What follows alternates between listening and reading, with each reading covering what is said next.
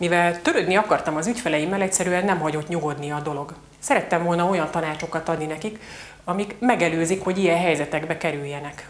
De időbe telt, amíg megértettem, mi okozza a problémát. Végül rájöttem, hogy én sem értettem a könyvelést, amikor tanították. Olyan volt, mintha beültem volna egy haladó kínai nyelvtanfolyamra. A hangokat tudtam utánozni, de hogy mit beszélt a tanár, arról fogalmam se volt. Ahogy minden szakmának, a könyvelésnek is megvannak a maga szakszavai, amiket ismerni kell ahhoz, hogy egyáltalán egy kérdést föl tudjunk tenni. Hát még, hogy megértsük a választ. Aki járt már orvosnál, az tudja, miről beszélek. Amikor azt mondja, hogy latinitisem van, akkor még nem tudom, hogy milyen nagyságrendű a probléma.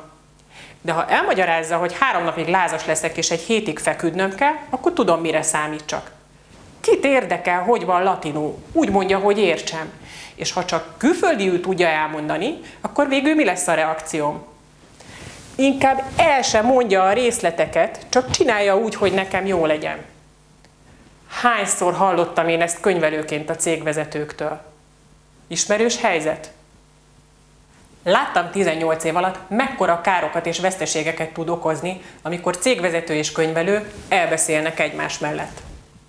Ezért kezdtem el azzal foglalkozni, hogy megtanítsam cégvezetőknek az alapokat emberi nyelven, hogy könnyebben boldoguljanak a könyvelővel. Higgy el, nem egyszerű feladat. A könyvelés megértésének van egy 0. lépése.